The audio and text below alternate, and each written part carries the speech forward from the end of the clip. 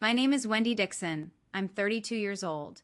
3 weeks ago, my parents stood up at their 40th wedding anniversary dinner and announced to 30 guests, "We're taking the whole family to Hawaii next week for another celebration." Everyone clapped. My sister squealed with excitement. I smiled, already imagining palm trees and ocean breezes, my first real vacation in years. Then I made the mistake of asking a simple question: "What time is our flight?" My father looked at me like I'd spoken a foreign language. My mother's smile tightened, and in front of every guest in that room, my dad said, "You don't need to know, Wendy. You're not part of this trip. Someone has to stay behind and take care of the kids."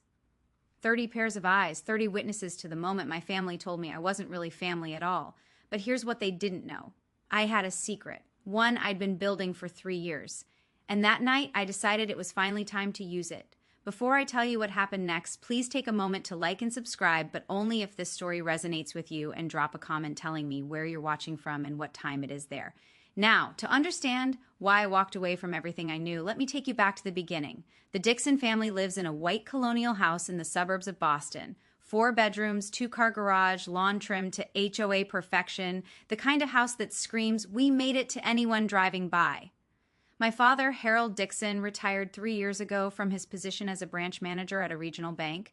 My mother, Patricia, has never worked a paid job in her life, but she'll tell you she's busier than any CEO, chairing the church women's committee, organizing neighborhood fundraisers, maintaining what she calls our family's reputation.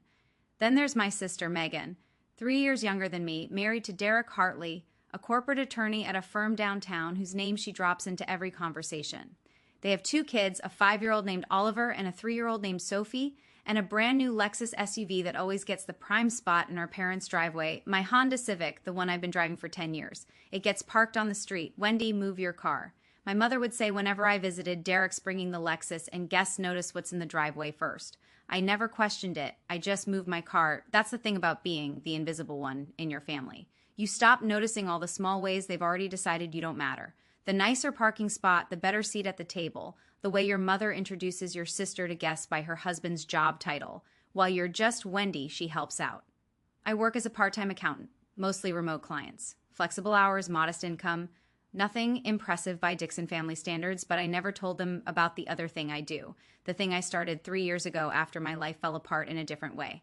I never told them I'd learned to see. Let me paint you a picture of what helping out looks like in the Dixon family Thanksgiving. I arrive at 6 a.m. to start the turkey. I set the table with my mother's Wedgwood china, the set I'm not allowed to use, only to wash. I arrange the flowers, polish the silver, coordinate the timing of 7 side dishes. Megan arrives at noon in a cashmere sweater, kisses everyone hello, and sits down to be served. Christmas, same routine, plus wrapping all the presents my mother bought because her arthritis is acting up. Funny how her arthritis never stops her from playing bridge 3 times a week. Birthday parties for my niece and nephew. I'm the entertainment coordinator, the cleanup crew, and the backup babysitter all in one. Last year, I spent 8 hours running Oliver's dinosaur-themed party while Megan got a manicure because she needed a break. The one time I asked if maybe, just maybe, I could skip a family event because I had a deadline for a client, my mother's voice went cold. "Family comes first, Wendy. We all make sacrifices. Except I'm the only one who ever seems to make them. The breaking point comes in small moments. Like the year I got my Christmas gift, a kitchen apron that said "World's Best Aunt" in glittery letters. Megan gave it to me. She smiled like she'd done something thoughtful. I wore it. I wore it every single time I came over to cook, clean, and babysit. Do you want to know when I realized the truth? It hit me one random Tuesday evening while I was scrubbing my mother's LaCroix pot after yet another family dinner. I couldn't remember the last time anyone had invited me somewhere without expecting me to work. 3 years ago, my life fell apart. I'd been dating a man named Kevin for 4 years. We talked about marriage, about kids, about a future. Then one evening, he sat me down and said the words I'll never forget. "I love you, Wendy, but I don't think I'm in love with you anymore. You're just there. You're always just there. Always just there. Like furniture, like wallpaper." After he left, I wandered into a pawn shop downtown. I don't know why. Maybe I was looking for something to fill the hole. That's when I saw it. A Canon DSLR camera. Used but well-maintained, tagged at 180. I bought it with money I should have saved. I told no one. That camera became my secret. I started photographing things most people ignore. Elderly women at bus stops. The tired faces of overnight janitors. The calloused hands of a street vendor. People who society looks right through. The same way my family looks right through me. I called the series Invisible Women. I created an anonymous Instagram account. No face, no real name, just the photos. Over 3 years, I gathered 12,000 followers. People who saw what I saw, people who understood. I kept the camera wrapped in an old cashmere scarf at the back of my closet. It was the only thing I ever kept for myself. 3 weeks before my parents' anniversary party, I got an email that I almost deleted as spam. It was from a gallery in Monterey, California, Coastal Light Gallery, asking if I'd be interested in discussing my work. I stared at that email for 20 minutes before I realized my hands were shaking, but I didn't reply. Not yet, because good things didn't happen to people like me. There's one person in my family who actually sees me. Her name is Ruth, and she's my mother's younger sister. Aunt Ruth is what my mother calls the family disappointment. She never married. She followed her passion for ceramics instead of getting a real job. 20 years ago, she moved to Carmel by the Sea to open a small cafe with a pottery studio in the back. My mother hasn't forgiven her since. Ruth threw away her potential. My mother likes to say she could have had a good life, but she chose to play with clay. I've been calling Aunt Ruth every Sunday night for 7 years. My mother doesn't know. It was Aunt Ruth who first saw my photographs. I'd sent her one, just one, testing the waters, and her response made me cry. Wendy, this is extraordinary. You have a gift. Nobody had ever called anything I did extraordinary. She was the one who encouraged me to keep shooting, to keep posting. And she was the one who 3 weeks before my parents' anniversary said something that changed everything. Wendy, I hope you don't mind, but I sent your Instagram link to someone, a gallery owner I know in Terry. His name is Marcus Coleman. He's looking for emerging artists. I nearly dropped the phone. Aunt Ruth, that's the gallery that emailed me. I know, sweetheart. He told me he wants to talk to you about a solo exhibition. Silence, my heart pounding. But that's real. That's an actual career thing. Yes, it is. Her voice was gentle but firm. And you deserve it. You don't need anyone's permission to pursue what you love. I learned that lesson late. You don't have to. That night, I replied to Marcus Coleman's email. Now, let me bring you to the night that changed everything. My parents' 40th wedding anniversary. A milestone worthy of a party, according to my mother, which meant 30 guests, a catered menu that I would assist with to save money, and an evening of celebrating the Dixon family's 4 decades of picture-perfect marriage. The preparation started a week before. I took 3 days off from my accounting clients to help set up. I ordered flowers, white roses, and peas per my mother's specifications. I hand-wrote 60 place cards in the calligraphy she insisted upon. I coordinated with the caterer, pressed the tablecloths, polished the Waterford crystal glasses that had been a wedding gift 40 years ago. On the day of the party, I arrived at 7 a.m. I wore jeans and a t-shirt because there was no point dressing up when I'd be in the kitchen for the next 10 hours. By 6 p.m., the house looked perfect. Candles glowed on every surface. The dining table stretched across the living room set for 30 with my mother's finest china. I had changed into a simple black dress, nothing fancy, nothing that would draw attention. Wendy, my mother's voice caught me in the hallway. She looked me up and down, frowning. Is that what you're wearing? It's black. I thought it was appropriate. It's fine, I suppose. Just stay in the background. Today's about your father and me. I nodded. I always nodded. Guests began arriving at 7. The men in sports coats, the women in cocktail dresses, old colleagues, church friends, neighbors whose lawns were as immaculate as ours. 30 people who thought they knew the Dixon family. None of them knew me at all. And in 3 hours, that wouldn't matter anymore. Megan arrived at 7:15, perfectly timed for maximum impact. She swept through the front door in a red wrap dress, Diane Vonfenberg, she'd announced to anyone who asked, with Derek behind her in a charcoal suit and their 2 children dressed like catalog models. My mother rushed to embrace her, exclaiming over how beautiful she looked, how handsome Derek was, how precious the grandchildren were. I watched from the kitchen doorway holding a tray of bruschetta. Everyone, you remember my daughter Megan and her husband Derek? My mother announced to the room. Derek's a partner at Whitmore & Associates. They just made him partner last year. We're so proud. Applause, smiles, congratulations.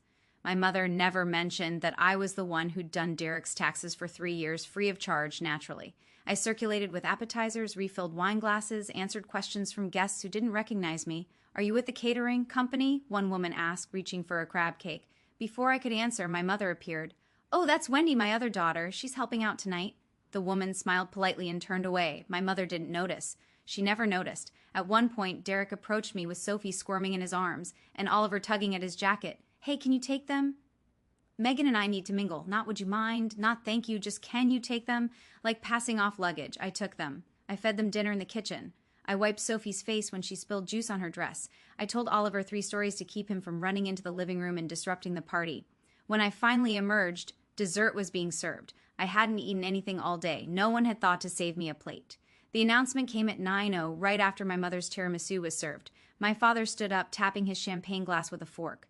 The The room fell silent. 30 faces turned toward him with expectant smiles. Patricia and I want to thank you all for being here tonight, he began, his voice warm with rehearsed charm. 40 years of marriage, 4 decades of building this family, this life, this home. My mother beamed beside him. Megan reached for Derek's hand. I stood near the kitchen doorway, still holding a dirty dessert plate.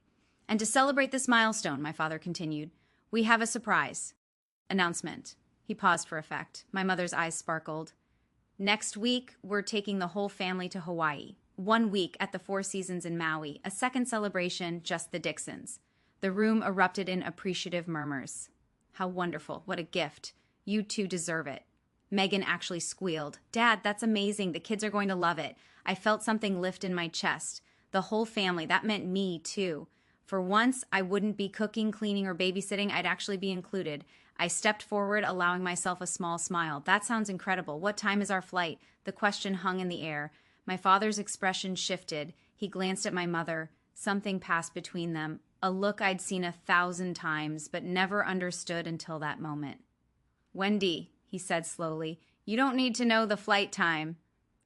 The room went quiet, not the comfortable silence of anticipation, but the tense quiet of something going wrong.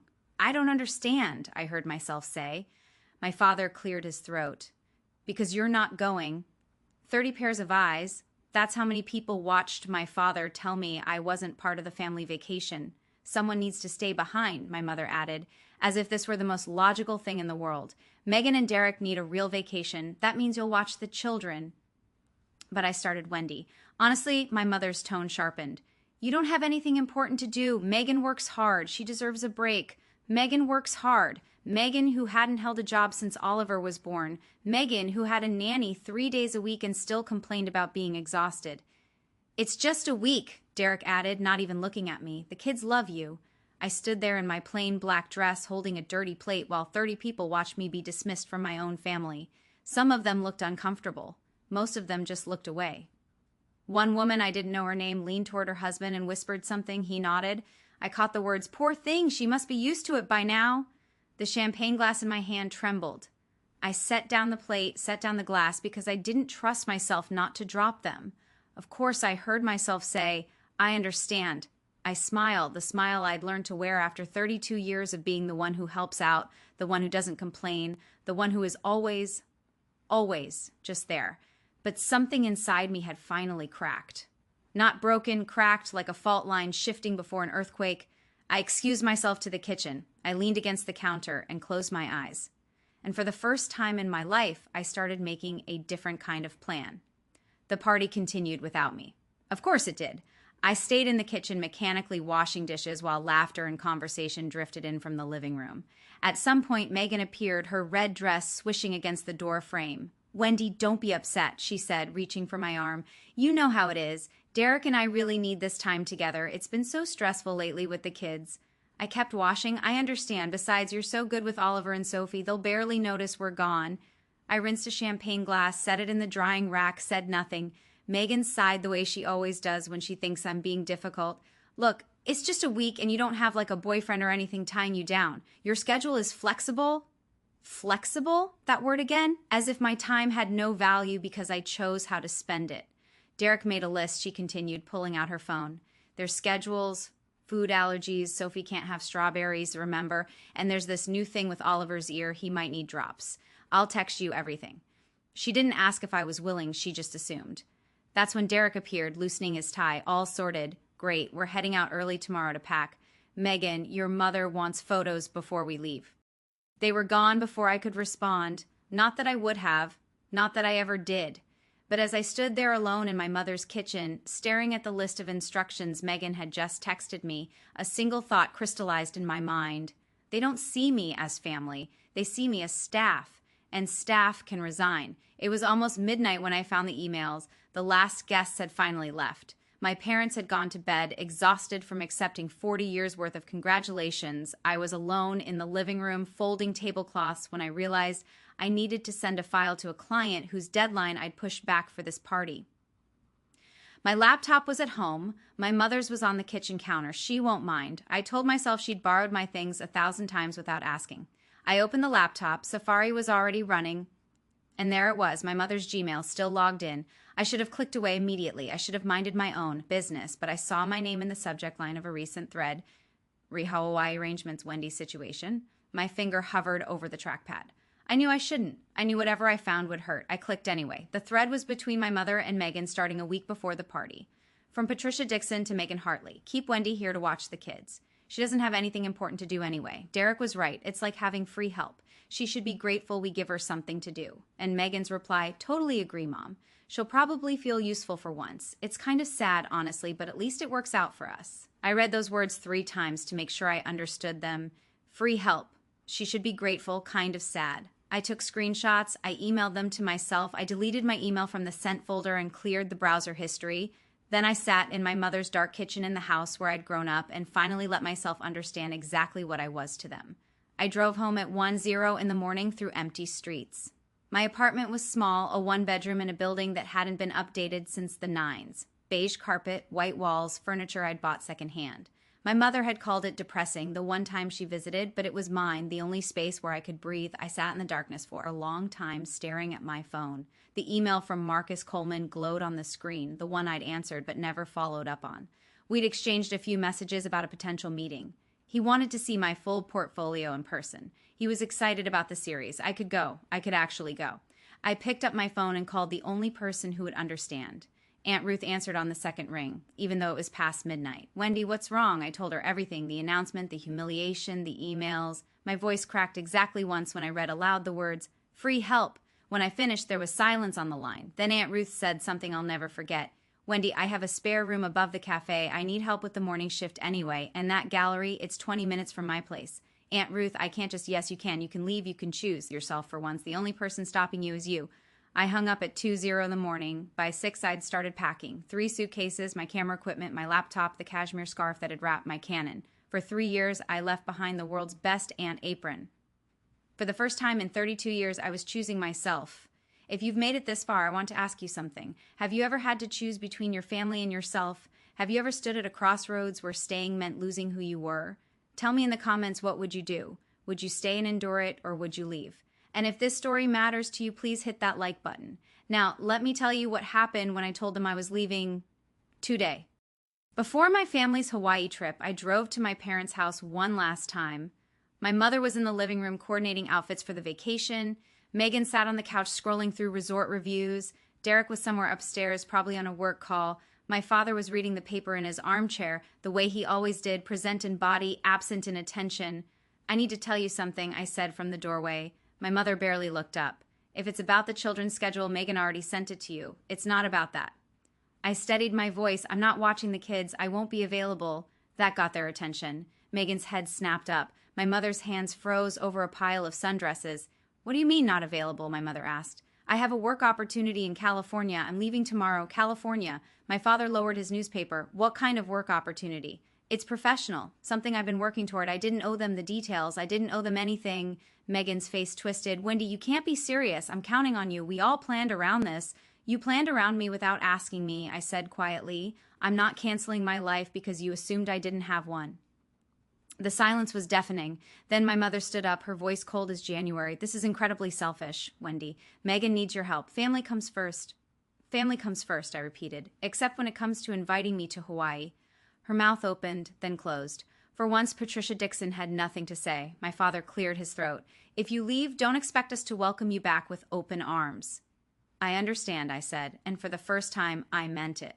The next 24 hours were a masterclass in emotional manipulation. My mother called 6 times. Each voicemail was more dramatic than the last. You're tearing this family apart, Wendy. I hope you can live with that. Your father is devastated. He barely ate dinner. Megan cried all evening. The children kept asking where Aunt Wendy was going. Megan took a different approach, weaponized vulnerability. Wendy, I don't understand why you're doing this to me. I'm your sister. Don't you care about us at all? And then the text that nearly broke me. You're going to end up alone, just like Aunt Ruth. Is that what you want? I stared at that message for a long time, just like Aunt Ruth. They meant it as an insult. They meant it to scare me. But Aunt Ruth had her own business, her own art, her own life built on her own terms. Aunt Ruth was happy. Maybe ending up like Aunt Ruth wasn't a threat. Maybe it was a promise. I turned off my phone. The last thing I did before I left Boston was walk through my empty apartment. 3 suitcases by the door. Everything else would stay behind. The secondhand couch, the beige carpet, the life I'd been living for everyone else. I taped my spare key to an envelope and slid it under my landlord's door. Month-to-month lease. Paid through the end of January, clean break. I loaded my car as the sun came up. My Honda Civic, 10 years old and reliable as ever, the same car my mother had been embarrassed by for years. It was going to carry me to a new life. I didn't look back as I pulled away from the curb. The drive from Boston to Carmel by the Sea takes about 45 hours if you push it. I didn't push it. I took 5 days stopping at roadside motel, eating at diners where nobody knew my name. Somewhere in Nebraska, I pulled over at a rest stop and just sat there watching the sunset paint the prairie in shades of gold and pink. I photographed it. My first shot as a free woman. On the 3rd day, my phone buzzed with a text from Megan. I turned it back on to check directions. Mom says, "If you're not home when we get back from Hawaii, you're dead to her." I read it once, then I deleted it. She was already acting like I was dead anyway. At least now I'd be alive somewhere else. On the 4th day, I called Aunt Ruth from a gas station in Arizona. "I'm about 8 hours out," I said. "Your room is ready. Fresh sheets, ocean view, and Marcus wants to meet you tomorrow afternoon if you're up for it." My stomach flipped. "Tomorrow? That's so fast. Wendy." Her voice was warm, certain. "You've been waiting 3 years for this. It's not fast. It's finally." When I crossed into California, something shifted inside me. The Pacific appeared on my left, vast and endless and blue. I rolled down my window and breathed salt air for the first time in my life. I cried then, not from sadness, from relief, from the overwhelming sensation of possibility. At 7:00 p.m. on the 5th day, I pulled into the driveway of the Ceramic Cup, Aunt Ruth's Cafe, and Pottery Studio in Carmel by the Sea. She was waiting on the porch, arms open. "Welcome home," she said, and for the first time in 32 years, somewhere actually felt like it. Carmel by the Sea is the kind of place that doesn't feel real at first. Cottages with storybook rooftops, art galleries on every corner, ocean mist rolling through cypress trees. The whole town felt like a painting someone had dreamed into existence. Aunt Ruth's Cafe sat on a quiet street 2 blocks from the beach. The Ceramic Cup, handle-lettered sign, blue shutters, window boxes overflowing with lavender.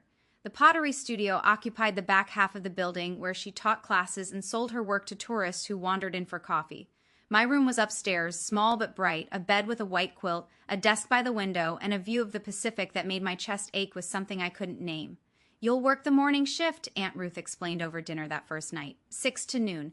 After that, your time is yours. I don't know how to thank you for this." She waved her hand. "Don't thank me, just build something. That's payment enough." The next morning I woke before dawn. I tied on an apron, not the world's best aunt one I'd left behind, just a simple canvas apron with the Ceramic Cup embroidered in blue thread, and learned how to make pour-over coffee. Customers came and went. Locals who knew Ruth by name. Tourists charmed by the homemade scones. I took orders, wiped tables, chatted with strangers who had no idea I'd run away from my entire life 5 days ago. By noon, I'd made 37 in tips. I'd smiled more than I had in months. And at 2:00, I had an appointment at Coastal Light Gallery. I showered, changed into the nicest dress I owned, and walked 3 blocks to meet the man who might change everything.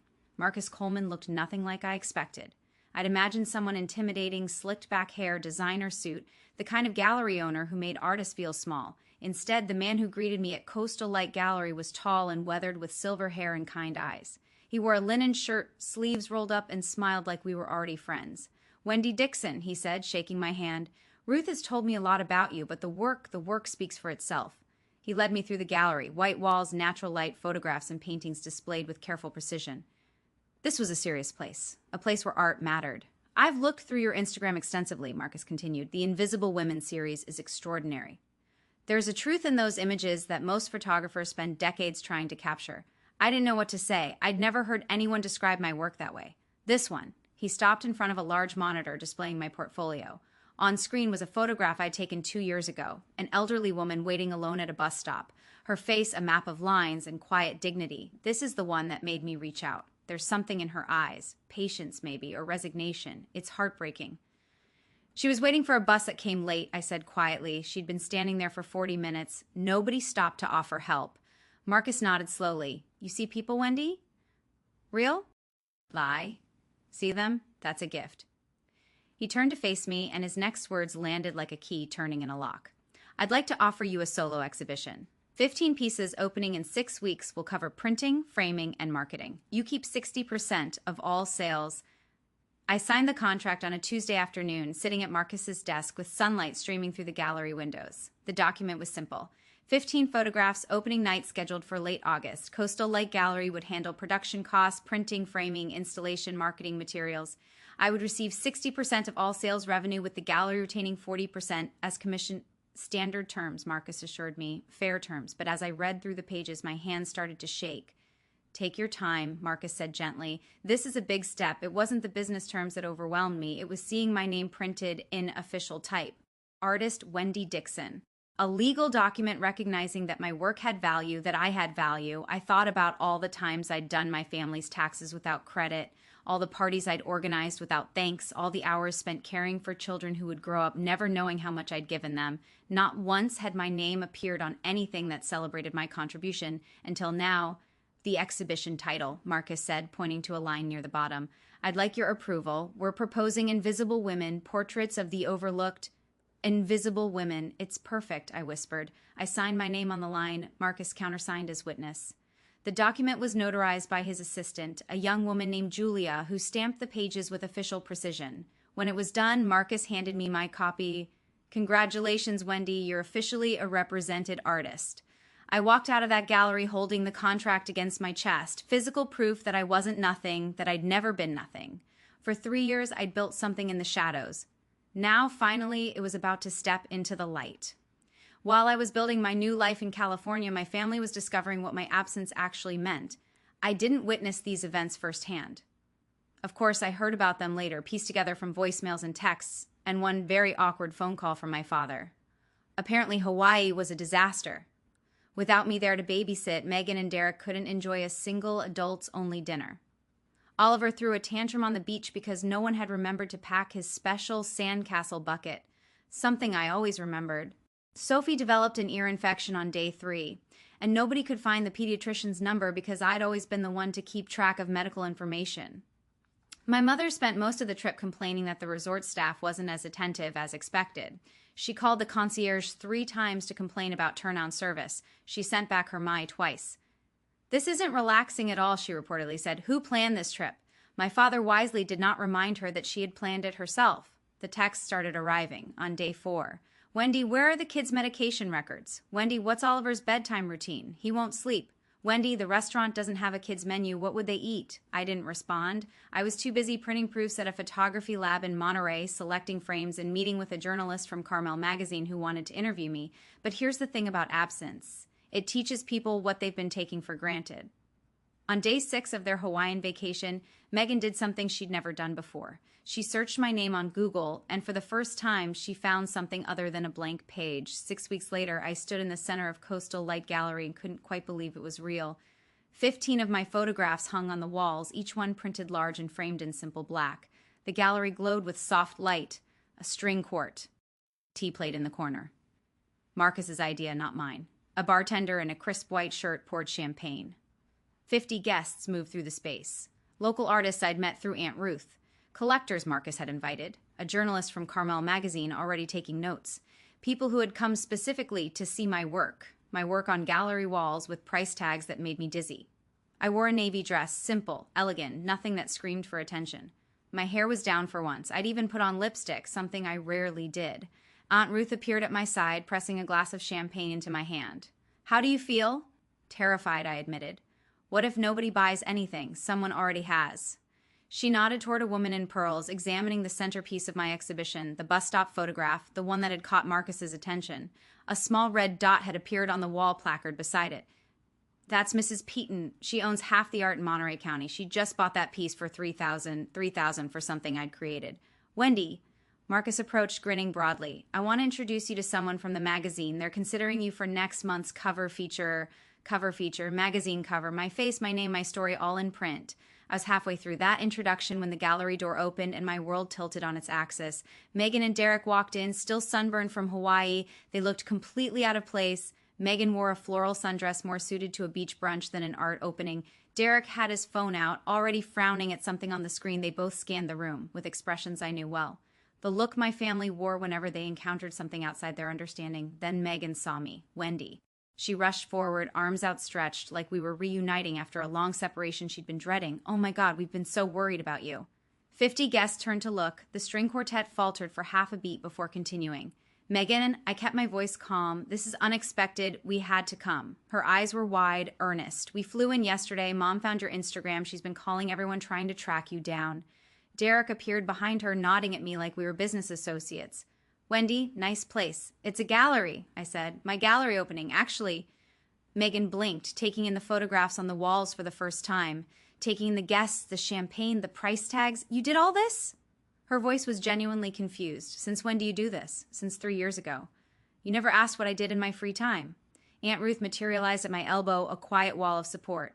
Across the room, Marcus was watching carefully, ready to intervene if needed. Megan leaned closer, lowering her voice. Wendy, I have news. I'm pregnant again. Number 3. And I really need you to come home. Derek's work is crazy right now. Mom's not helpful with the kids. I need you. There it was. Not an apology, not congratulations on the exhibition. Just need. Always. Always their need. The words hung in the air between us. I need you. How many times had I heard that phrase? How many times had I dropped everything, rearranged my life, made myself small enough to fit into the space they'd carved out for me? Megan, I said quietly, I'm in the middle of my opening night. I know, and this is lovely. Really? She waved her hand at my life's work like it was a cute hobby. But we can talk about that later. Right now, I need to know when you're coming back. She's not coming back. Aunt Ruth's voice cut through like a blade. She lives here now. Derek stepped forward, irritation flickering across his face. With all due respect, Ruth, this is family business. Family business? Aunt Ruth laughed. A short, sharp sound. You mean the family that uninvited her from vacation and called her free help in emails she wasn't supposed to see? Megan went pale. Around us? Guess, huh? Dee stopped pretending not to listen. The journalist from Carmel magazine, I noticed her pen moving rapidly across her notepad. We didn't mean it like that, Megan stammered. How exactly did you mean it? This came from Mrs. Petton, the collector who'd just purchased my photograph. She stood nearby, champagne in hand, watching the scene unfold with undisguised interest. I'm sorry, Derek said tightly. Who are you? Someone who just paid $3,000 for that young woman's art? Mrs. Petton nodded toward my bus stop photograph. And someone who's very curious why her family seems to think she should abandon her career to be a babysitter. The temperature in the room dropped 10. Megan looked at me, desperation in her eyes. Wendy, please, let's talk privately. Let me pause here for a second. If your family showed up at the most important night of your life, not to celebrate, but to drag you back to a life where you didn't exist, what would you say? Tell me in the comments. I really want to know. And if you want to hear what happened next, make sure you're subscribed so you don't miss anything. Now, let me tell you what I said. I didn't retreat to a corner. For 32 years, I had made myself small. I had whispered, accommodated, disappeared. Not tonight. I stepped forward into the center of my own exhibition and spoke clearly enough for everyone to hear. Megan, I understand that you're pregnant. Congratulations, genuinely, but I won't be coming back to Boston to be your child care. Wendy, I'm not finished. My voice didn't waver. You can hire a nanny. You can hire two. Derek makes enough at Whitmore and Associates. And you've never had trouble spending money before. What you can't do is hire me because I was never paid. Megan's mouth opened, then closed. Around us, I could feel the gallery guests leaning in. This isn't a hobby, I continued, gesturing to the walls. This is my work. I've been building this for 3 years while everyone in our family assumed I had nothing important to do. And just so we're clear, I pointed to the photograph Mrs. Petton had purchased. That piece just sold for $3,000. Tonight, I've sold 4 pieces totaling $8,000. My work has value. I have value, and I will not throw that away to go back to being free help. Silence. Absolute silence. Derek coughed uncomfortably. Megan's eyes were filling with tears. Real ones this time, I thought, not the performative kind. Then Marcus started to clap. Aunt Ruth joined him. Mrs. Petton raised her champagne glass in a silent toast. One by one, the other guests followed. Applause rippled through the gallery. Not for my photographs, for me. For the moment, I finally stood up and said enough. I didn't smile triumphantly. I didn't gloat. I simply looked at my sister and said, I hope your pregnancy goes well. I truly do. Then I turned and walked away. The gallery door opened again 20 minutes later. I was in the middle of a conversation with the Carmel magazine journalist when I saw them. My parents, standing in the entrance like they'd materialized from a nightmare. My mother wore her Burberry trench coat, the one she saved for important occasions. My father stood behind her in a blazer, looking uncomfortable and out of place. They scanned the room until their eyes found me. Patricia Dixon walked through my gallery like she owned it. Wendy. Her voice carried the same tone she'd used when I was 8 and had tracked mud onto her clean floors. We need to talk. The journalist raised an eyebrow. I excused myself and moved to intercept my parents before they could cause more of a scene. You came all this way, I said evenly. Of course we did. You disappeared. You left your family when we needed you most. My mother's voice trembled with righteous indignation. And now I find you here playing artist while your sister is pregnant and struggling. Megan is pregnant and wealthy, I corrected. She's not struggling. She's inconvenienced. Don't be cruel, Wendy. This isn't you. You're right. I took a breath. It isn't the me you wanted, the me that you could count on to do whatever you asked. But that Wendy was never seen. Mom, she was just used. My father cleared his throat. Wendy, your mother is trying to say, I know what she's trying to say, Dad. I've heard it my whole life. Family comes first. Make sacrifices. Don't be selfish. I met his eyes, but I wasn't part of the family trip to Hawaii, remember? So, which is it? Am I family or aren't I? Neither of them had an answer. My mother recovered first. Hawaii was one trip, she said dismissively. You're blowing this out of proportion. Someone had to stay with the children. Someone, I repeated. Why me? Why always me? Because you have the time. You don't have a husband. You don't have children of your own. What else would you be doing? I'd wondered if I would ever use those screenshots. Part of me had hoped I'd never have to. But standing there in my gallery, surrounded by my work and my witnesses, I realized that some truths need to be spoken aloud. I pulled out my phone. Let me read you something, I said, my voice steady. This is an email you sent to Megan before the anniversary party. My mother's face went white. Keep Wendy here to watch the kids. She doesn't have anything important to do anyway. It's like having free help. She should be grateful we give her something to do. The gallery had gone silent again. I could feel every eye on us. And Megan replied. I continued. She'll probably feel useful for once. It's kind of sad. Megan, standing a few feet away, looked like she wanted the floor to swallow her. Wendy, my father started, where did you... It doesn't matter where I found it. What matters is that you wrote it. I lowered my phone. I'm not reading this to embarrass anyone. I'm reading it so you understand why I left. You didn't see me as family. You saw me as staff. And staff has the right to quit. My mother's mouth opened, closed, opened again. For the first time in my life, Patricia Dixon was speechless. The journalist from Carmel magazine was still writing. It was Derek who broke first. This is ridiculous, he snapped, stepping forward. Wendy, you're making a scene over nothing, so your family asked you to babysit. Big deal. That's what families do. Not everyone gets to run off and pretend to be an artist. Pretend. Mrs. Petton's voice cut through the room like ice. I just spent $3,000 on her work. I don't pay that kind of money for pretend.